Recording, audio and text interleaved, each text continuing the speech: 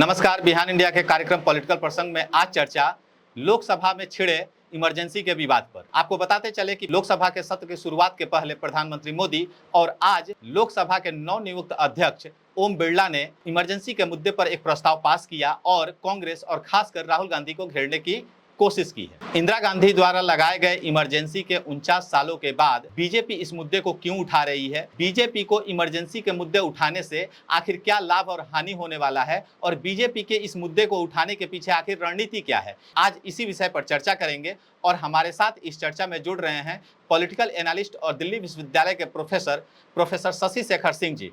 Professor Shashi Shekhar Singh ji, आपका हमारे कार्यक्रम में स्वागत है। सर, मेरा सबसे पहला सवाल आपसे ये कि इंदिरा गांधी द्वारा लगाए गए इमरजेंसी के 49 सालों के बाद 1975 में इमरजेंसी लगी थी। आज 2024 में बीजेपी आखिर इमरजेंसी के मुद्दे को उठाकर हासिल क्या करना चाहती है? बीजेपी की इमरजेंसी के मुद्दे पर आखिर बीजेपी की रणनीति क्या है? देखिए, पहली बात तो यह कि इमरजेंसी के 49 साल अभी हुए हैं। 1975 में आप जानते हैं कि 25 जून की मध्य रात्रि इमरजेंसी की घोषणा हुई थी, तो 49 साल उसके अभी पूरे हुए हैं। प्रधानमंत्री ने अपने सत्र के प्रारंभ में संसद के बाहर जो उन्होंने संबोधित किया पत्रकारों को, उसमें उन्होंने 50 साल की घोषणा कर दी। तो उनका मैथमेटिक्स तो बहुत बेहतरीन है, नो डाउट। आप जानते हैं कि a+b होल स्क्वायर को उन्होंने कैसे एक्स्ट्रा 2ab में किया। तो खैर, चलिए, ये वो माफी के योग्य हैं। रही बात की इमरजेंसी आखिरकार ऐसा मुद्दा अचानक क्यों बन रहा है, सवाल है कि उनके 10 साल तो गुजर चुके हैं। 10 वर्षों में उन्होंने इमरजेंसी के संबंध में कभी इतना महत्वपूर्ण मुद्दा तो बनाने की कोशिश नहीं की। तो आखिर 10 वर्ष के बाद तीसरे अपने कार्यकाल के प्रारंभ में ऐसा क्यों? उसके पीछे बहुत मंशा साफ है। देखिए, एक तो ये है कि इमरजेंसी के नाम पे जो है वो कांग्रेस को बदनाम कर सके, क्योंकि आप जानते हैं कि इंदिरा जी ने जब इमरजेंसी की घोषणा की, वो प्रधानमंत्री थी और निसंदेह इमरजेंसी की उस समय आलोचना भी हुई। अभी तक हम लोग उसे याद करते हैं कि वो भारतीय जनतंत्र का एक काला अध्याय है, इसमें कोई डाउट नहीं है ना। और इस पे जिस प्रकार से नागरिक स्वतंत्रताओं का अतिक्रमण हुआ, न्यायपालिका के अधिकारों में कमी की गई, प्रेस सेंसरशिप, तमाम सारी बातें, और लोकनायक जयप्रकाश नारायण से लेकर के प्रतिपक्षी नेताओं को और तमाम ऐसे नागरिक अधिकार के लिए लड़ने वालों को गिरफ्तार किया गया था, वो सब जानते हैं, वो इतिहास का एक अध्याय है। लेकिन सवाल है कि मोदी जी अचानक इमरजेंसी के संबंध में इतने आतुर क्यों हो उठे हैं? तो जैसा मैंने कहा कि कांग्रेस को, चूंकि आप जानते हैं कि 2024 के चुनाव में पहले जिस कांग्रेस मुक्त भारत की वो बात किया करते थे, यानी कि निशाना तब भी कौन था? कांग्रेस। और अब भी निशाना कौन है? कांग्रेस। तब वो सपना देखते थे जो दिवा स्वप्न था। जनतंत्र में सत्तारूढ़ पार्टी को ऐसे सपने देखने भी नहीं चाहिए कि प्रतिपक्ष को खत्म करने की कल्पना वो करें। इसका मतलब है कि आप जनतंत्र के खिलाफ हैं। अन्यथा एक दलीय अधिनायकवाद की स्थापना हो जाती है अगर प्रतिपक्ष नहीं हो, या प्रतिपक्ष इतना कमजोर हो जाए जो एक दलीय अधिनायकवाद की स्थापना की रुकावट के लिए कोई मजबूत प्रतिरोध नहीं जाहिर कर पाए, तो तब भी उनको डर लगता था कि कांग्रेस कहीं रिवाइव न कर जाए। इतने लंबे समय तक शासन करने वाली पार्टी रही है, आजादी के संघर्ष की विरासत उनके पास है, गांधी और नेहरू की विरासत उनके पास है। तो ऐसी स्थिति में उनको ये डर सता रहा था। तो कांग्रेस मुक्त, और चूंकि कांग्रेस लगातार पराजित हुई और 2 बार तो जिस प्रकार से सफलता मिली, और लगभग जो है आप जानते हैं कि करीब करीब जो है वो 30 वर्षों के बाद जो है वो फिर से एक बार, और 30 या 26 साल जो मान लीजिए, 89 या 84, यानी 30 साल के बाद फिर से एक दल की सरकार बन गई। तो इसका मतलब है कि प्रतिपक्ष के रूप में कांग्रेस का उभार वो नहीं चाहते थे, क्योंकि डर उन्हें कांग्रेस का ही था। और इसीलिए अब उन्हें लगा कि चूंकि कांग्रेस के कार्यकाल में ही इमरजेंसी की घोषणा हुई और उनके ऊपर लगातार कांग्रेस और प्रतिपक्ष ने और तमाम नागरिक संगठनों ने क्या हमला किया है कि 10 वर्षों में उन्होंने नागरिक स्वतंत्रताओं को और तमाम संवैधानिक जो है संस्थाओं को उन्होंने जो है कमजोर किया है। तो सवाल है कि वो क्या क्या बता करके उसके समानांतर जो है एक विमर्श खड़ा कर सकते थे। तो उन्होंने इमरजेंसी को ढूंढा। इमरजेंसी में भी तो देखिए साहब, नागरिक अधिकारों का अतिक्रमण हुआ, न्यायपालिका की स्वतंत्रता पे हमला हुआ, प्रतिपक्षियों को गिरफ्तार किया गया और तमाम सारी बातें जो हैं कि एक कैसे काला धब्बा था। तो ये उन्होंने कोशिश की, तो टारगेट तो फिर कांग्रेस था। यानी कि कांग्रेस को किस, और ये मैंने जैसा कहा कि एक ऐसे विमर्श को खड़ा करना जो उनकी तमाम 10 वर्षों की नाकामियों को ढक ले।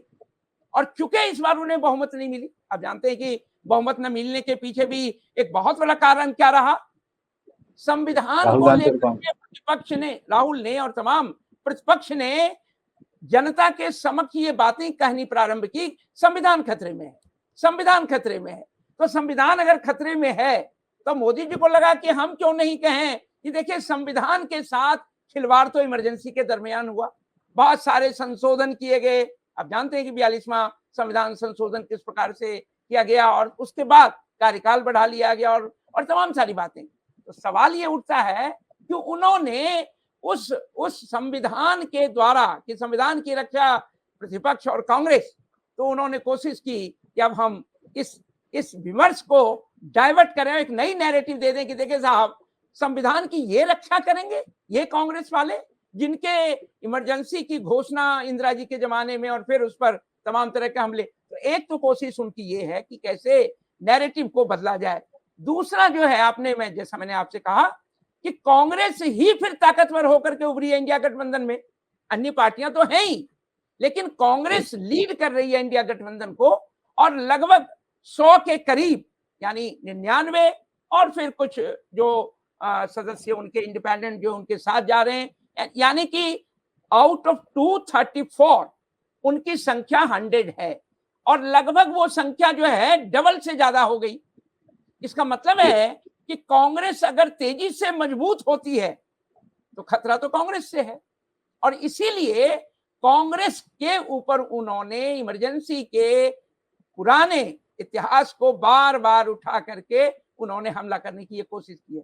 और जैसा कि ये बात तय है कि चूंकि इमरजेंसी को लेकर के जो विभिन्न बहुत सारी पार्टियां थी और जो बहुत सारी पार्टियां बाद में बनी, उन पार्टियों का इमरजेंसी के खिलाफ आंदोलन का एक इतिहास रहा है और वो उनके खिलाफ रहे, उनके कई नेता जेलों में गिरफ्तार रहे। तो उन्हें ये लगता है कि संभवतः वो इमरजेंसी की बात जब करेंगे, कांग्रेस के द्वारा किस प्रकार से प्रतिपक्ष के साथ जुल्म किया गया था, एक अधिनायकवादी व्यवस्था स्थापित की गई थी, तो पार्टियों के अंदर इमरजेंसी को डिफेंड करने की, डिफेंड यानी कि आप इमरजेंसी को डिफेंड कैसे करेंगे, तो कांग्रेस के डिफेंस में आप कैसे आएंगे, तो कांग्रेस के डिफेंस में नहीं आएंगे तो वहां पे आपसी मनमुटाव और मनमुटाव के बाद फिर बिखराव की संभावना बनेगी। आपको याद होगा प्रधानमंत्री ने कहा था कि 4 जून को इंडिया गठबंधन बिखर जाएगा।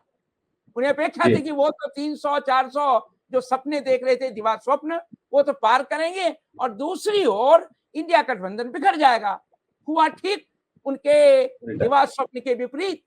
एक तरफ तो उन्हें 272 का भी मैजिक नंबर नहीं मिला, 300 और 400 के सपने की बात तो दूर की है, और दूसरी तरफ जो है इंडिया गठबंधन बहुत मजबूत होकर के सामने आया।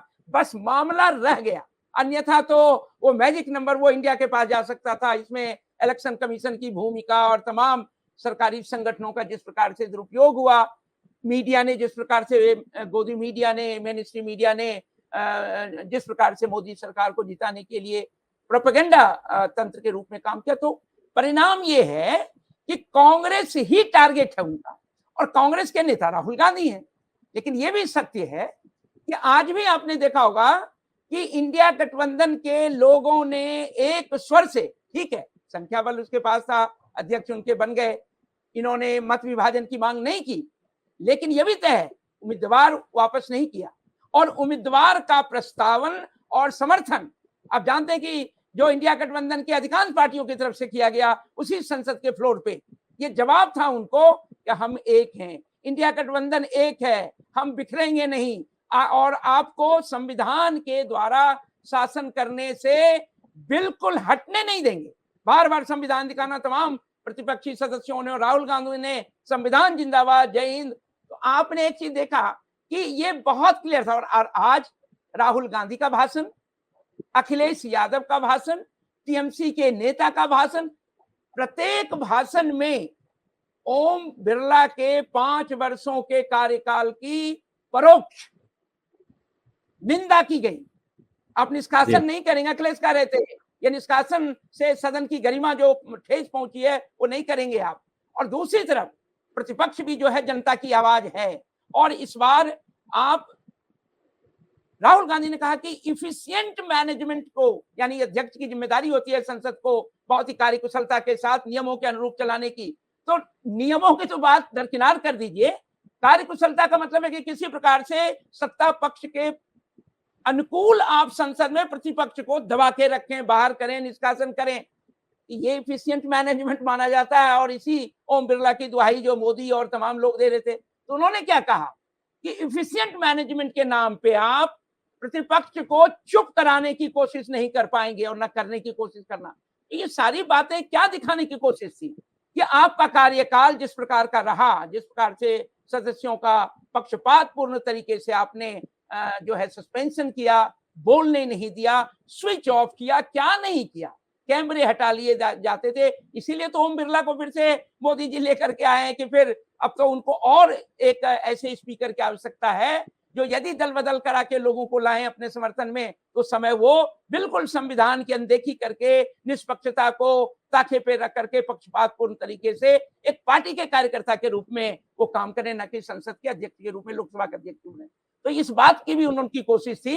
तो ये जो बिखराव वाली बात थी वो तो बात बन नहीं रही, बिखराव की भी बात नहीं है। तो आप ये सोच सकते हैं कि कांग्रेस पर हमला का मतलब है, जैसे मैंने बचपन में एक कहानी पढ़ी थी, कहानी ये थी कि एक व्यक्ति डर से जो है बाघ के डर से ऊपर चढ़ गया, एक वृक्ष के वो तार का वृक्ष था, ऊपर चढ़ गया, और वो बाघ एक आया और फिर उसके बाद लगा कि यार ये तो ऊपर चढ़ गया कैसे, तो एक बाघ के ऊपर दूसरा चढ़ के तो जो बुद्धिमान व्यक्ति था ऊपर, उसने कहा अरे यार ये तो आज मारे जाएंगे, क्योंकि एक एक करके इनकी एकता के बल पे जिस प्रकार से ये ऊपर आ रहे हैं मैं बच नहीं पाऊंगा। लेकिन तभी उसने बुद्धिमानी से काम लिया और कहा कि जो भी हो, बाकी को तो मैं कुछ नहीं कहूंगा, जो सबसे नीचे बाघ है उसको तो मैं नहीं छोड़ूंगा। और बाघ को डर लगा और वो वहां से तेजी से भागा और उसके बाद सारे बाघ जो ऊपर से गिर गए। कहने का अर्थ ये था, मोदी जी की कोशिश तो यही थी, लेकिन ये कोशिश कामयाब होती नजर नहीं आ रही है। कांग्रेस मजबूती के साथ, और अब तो आप देख रहे हैं कि 10 वर्षों में कोई प्रतिपक्ष का नेता नहीं था अधिकृत। 10% मिनिमम रिक्वायर्ड नंबर है लोकसभा का, वो नंबर नहीं था। पहली बार 10 वर्षों में एक प्रतिपक्ष का नेता यानी कि राहुल गांधी प्रतिपक्ष के नेता बने। और आपने ये भी देखा होगा कि प्रतिपक्ष के नेता के साथ कैसे प्रधानमंत्री जी ओम बिरला को जो है अध्यक्ष पद पे ले गए। यानी इसका मतलब होता है कि कांग्रेस निशाने पर है। दूसरा, कांग्रेस को घेरने के लिए इमरजेंसी की बातें वो करेंगे।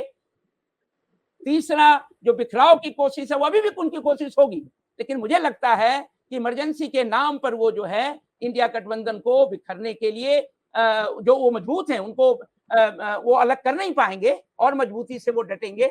और एक जो सबसे दुर्भाग्यपूर्ण स्थिति है कि अध्यक्ष को एक निष्पक्ष, देखिए वो निष्पक्ष है नहीं, बनाए भी नहीं गए निष्पक्षता के लिए, लेकिन कम से कम दिखना तो चाहिए। अब प्रधानमंत्री जो सुर और ताल मिला रहे हैं इमरजेंसी के संबंध में, स्पीकर को स्पीकर के नाते सदन में ऐसे प्रस्ताव को लाना और इमरजेंसी के विषय में वो बातें, क्या वो एक पार्टी के कार्यकर्ता है? ये पार्टी के लोग करें तो समझ आ रहा है। इसलिए स्पीकर ने जिस प्रकार से वहां निंदा प्रस्ताव लाए और सदन में मौन और श्रद्धांजलि करवाने की कोशिश की और फिर स्थगित कर दिया, तो ये साफ लग रहा है कि अध्यक्ष, कहते हैं कि the morning shows the day, अध्यक्ष की कार्य प्रणाली, दूसरी तरफ सरकार का रवैया, उन्होंने स्पीकर में जो रवैया अपनाया, प्रतिपक्ष को वो उपाध्यक्ष का पद देना नहीं चाहते हैं, और जिस प्रकार से कांग्रेस की ताकत उनकी आंखों में चुभ रही है, राहुल गांधी की लोकप्रियता और एक नेता के रूप में जो वो इमर्ज कर रहे हैं, एक पॉपुलर लीडर के रूप में जो इमर्ज कर रहे हैं। और आज भी उनका भाषण आपने देखा, बहुत संतुलित, बहुत संक्षिप्त, बहुत सुंदर भाषण था। यद्यपि हम लोग भी कांग्रेस के लगातार आलोचक रहे हैं, लेकिन जो सही है और जो उनकी योग्यता को प्रदर्शित करता है उसके तो हम कायल हैं साहब। क्योंकि आज प्रधानमंत्री भी अगर ऐसी बातें करें, जनतंत्र की बातें करें और जनतंत्र के बातों को अपने आचरण में लाएं, हम उनके भी विरोधी नहीं, यद्यपि उनके वैचारिक विरोधी हमें।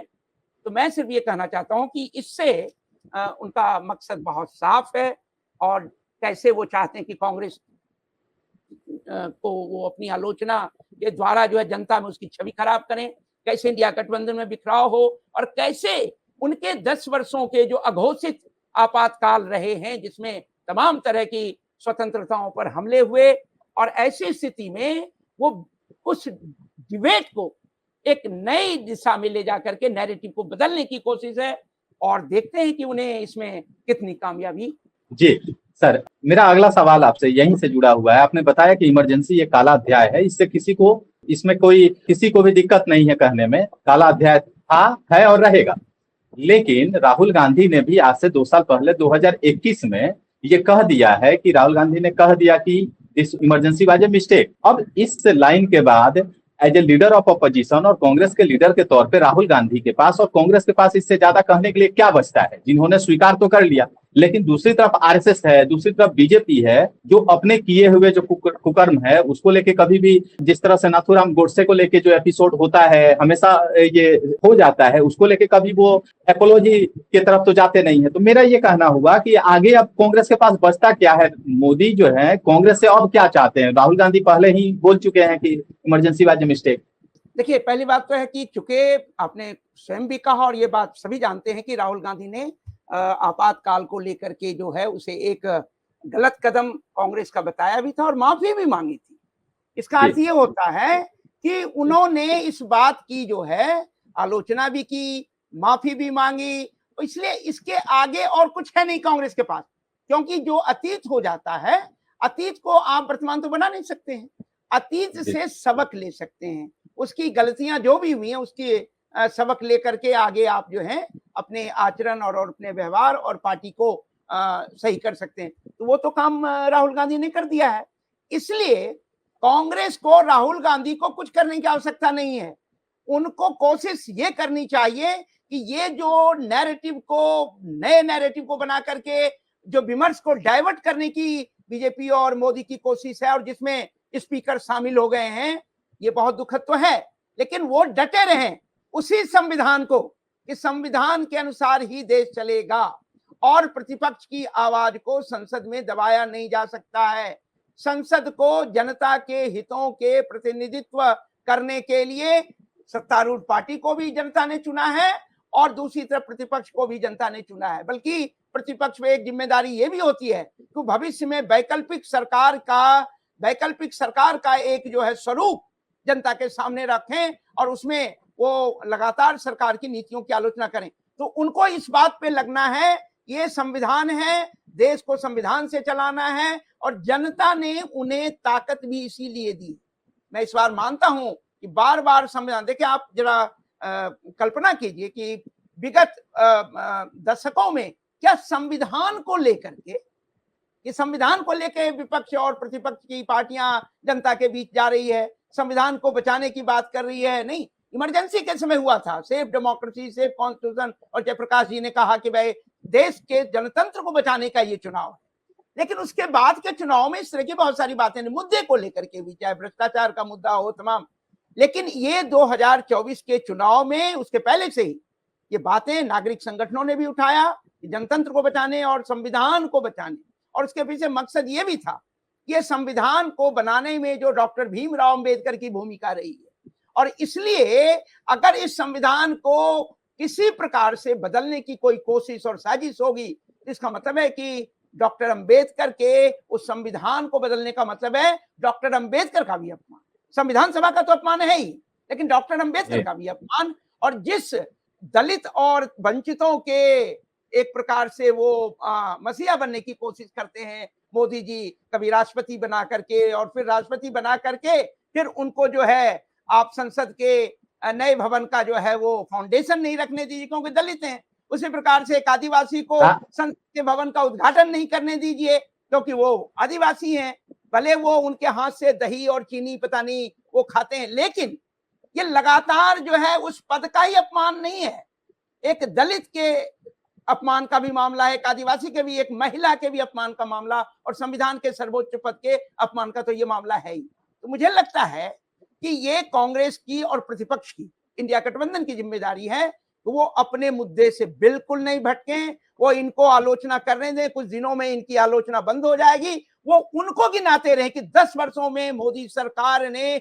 इस देश में कैसी अघोषित आपातकाल की व्यवस्था की, कैसे नागरिक जो है स्वतंत्रताओं पर हमला किया, न्यायपालिका को कैसे कमजोर की, और अभी अब देख लीजिए कि कैसे 3 जो न्याय संहिता जो बदला है इन्होंने और 1 जुलाई से प्रारंभ करने वाले हैं उस पर आक्रमण करे कि देखिए इसके द्वारा ये देश में क्या करना चाहते हैं।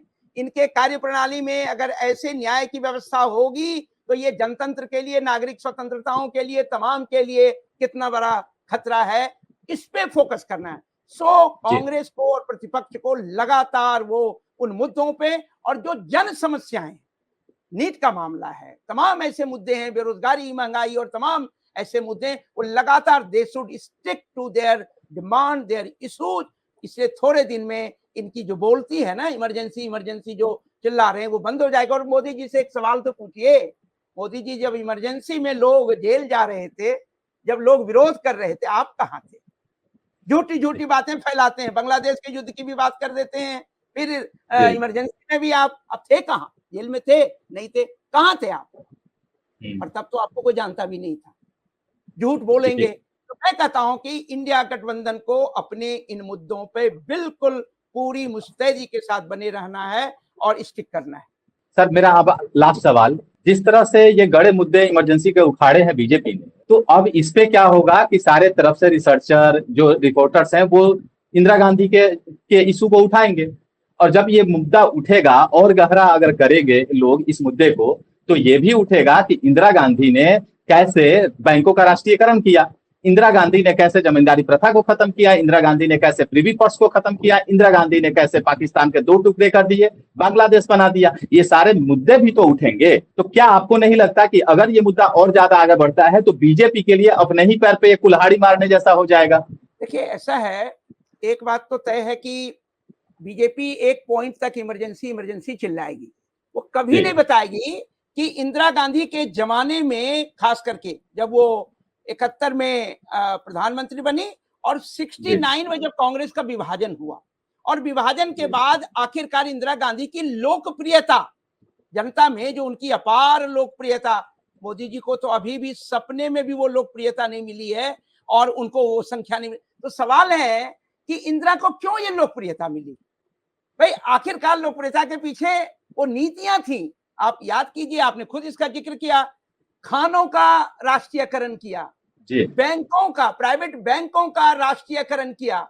परिणाम क्या निकला कि इनके माध्यम से निजी हाथों से संपत्ति निकलकर सार्वजनिक संपत्ति बनी। सार्वजनिक संपत्ति का मतलब है सरकार की संपत्ति, सरकार की संपत्ति का मतलब है कि जनता की संपत्ति। तो ऐसी स्थिति में जो समाजवादी तरीका है कि राज्य के अधीन उत्पादन के साधनों और तमाम जो इनकम के सोर्स हैं, प्रोडक्शन है, उनको धीरे धीरे क्रमशः लाइए ताकि उसकी जनता, सरकार के माध्यम से जनता का नियंत्रण बने। आपने एक बहुत इंपॉर्टेंट बात की है, प्रिवी पर्स का मामला। देखिए जिस प्रकार से भारत का एकीकरण हुआ ठीक आजादी के इमीडिएटली बाद, तो उसमें उस समय की परिस्थितियां अलग थी और सरकार को लगा कि शायद अभी एकीकरण करने के लिए राजाओं को या नवाबों को प्रिवी पर्स अगर दे दिया जाए, क्योंकि ये काम करने वाले तो जीव जंतु थे नहीं, ये तो निकम्मे थे, सरकार के पैसे और जनता के पैसे, तो उन्होंने एक प्रिवी पर्स का प्रोविजन किया। अब जानते हैं कि प्रिवी पर्स को दे करके एकीकरण कराना आसान हो गया, कुछ इन्हें गिने 2-3 राज्यों को छोड़ के। लेकिन सवाल ये उठता है कि प्रिवी पर्स नेहरू के जमाने में भी खत्म नहीं हुआ। शास्त्री जी का कार्यकाल बहुत छोटा सा कार्यकाल था, उन्हें मौका नहीं मिला। इंदिरा ने ये सोच करके कि आखिर ये जो सैकड़ों राजा और नवाब हैं, इनको क्यों दिया जाए प्रिवी पर्स, वो जनता का पैसा है, जनता का पैसा सालाना उन्हें क्यों दिया जाए अपने मौज मस्ती का जीवन जीने के लिए। और यही कारण है कि उन्होंने प्रिवी पर्स को एक झटके में खत्म कर दिया, समाप्त कर दिया। आप जानते हैं कि माधवराव सिंधिया वगैरह कई ऐसे लोग जो राजा महाराजा, वो सुप्रीम कोर्ट गए, सुप्रीम कोर्ट में प्रिवी पर्स को हटाने को चुनौतियां दी। तो आप सोच सकते हैं, और उसके बाद आप जानते हैं कि किस प्रकार से प्रिवी पर्स जो है पुनः स्थापित नहीं हुआ। तो इतने बड़े फैसले, और उससे भी आगे अब अगर आप देखेंगे कि उस समय जो बांग्लादेश का मामला है, जहां तक सवाल है कि ये अजीब बात है कि पाकिस्तान बना था 2 राष्ट्र के सिद्धांत के आधार पर, हिंदू मुसलमान की बातें कांग्रेस ने यद्यपि कभी स्वीकार नहीं किया कि राष्ट्रों का आधार जो है धर्म होता है, लेकिन बना तो इसीलिए था। लेकिन क्या हुआ, इंडिया तो आज भी एक है, तमाम कठिनाइयों और लोकतांत्रिक प्रॉब्लम्स के बावजूद इंडिया आज भी एक है, क्योंकि India was never a Hindu state, India was a secular, और आज भी सेक्युलर स्टेट है। इसीलिए एक रहा क्योंकि विविधता में एकता, और बहुधर्मी देश में सभी को समान अधिकार दे करके राजनीतिक और तमाम स्वतंत्रताओं के साथ साथ धार्मिक स्वतंत्रता को दे करके आप जो है उनको एक रख सकते हैं। तो बांग्लादेश में सवाल क्या उठा, भाई ये बांग्लादेशी मुसलमान, यानी कि जिसको हम उस समय पूर्वी पाकिस्तान और इधर पश्चिमी पाकिस्तान, पश्चिमी पाकिस्तान में पंजाबियों का डोमिनेंस था, पंजाबी मुसलमानों का, और उधर बंगाली मुसलमानों का।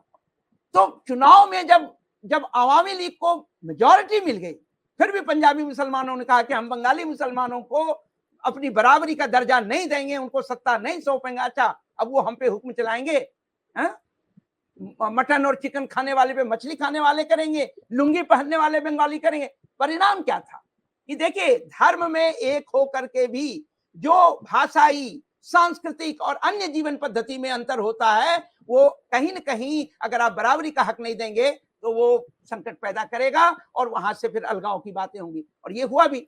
इंदिरा ने किस तरह से जो है आप जानते हैं कि वहां पाकिस्तानी सेना के खिलाफ भी, और उन ताकतों को, आवामी लीग को भी, और वहां जो बांग्लादेश की आजादी के लिए, आजादी का मतलब है अलग होने के लिए जो संघर्ष कर रहे थे, उनको दिया। और आप जानते हैं 13 दिन तक युद्ध चले थे, 3 दिसंबर से लेकर के 16 दिसंबर तक युद्ध चले। लाखों नहीं करोड़ों लोग जो हैं वो शरणार्थी भर के बांग्लादेश से, यानी कि पूर्वी पाकिस्तान से इंडिया आ गए। और भारत ने किस ताकत के साथ अमेरिका के दबाव, निक्सन राष्ट्रपति जैसे दबाव को अस्वीकारते हुए, उनके 7th फ्लीट के धमकियों को अस्वीकारते हुए, उन्होंने कैसे बांग्लादेश को एक स्वतंत्र पाकिस्तान से अलग देश करके बनाने में अपनी भूमिका निभाई। ये तो ऐतिहासिक भूमिका थी। मजे की बात यह है कि मोदी जी कहते हैं कि मैंने भी बांग्लादेश के उस स्वतंत्रता संग्राम में अपनी भागीदारी निभाई। भाई वो कभी भीख मांगते थे 35 साल 40 साल।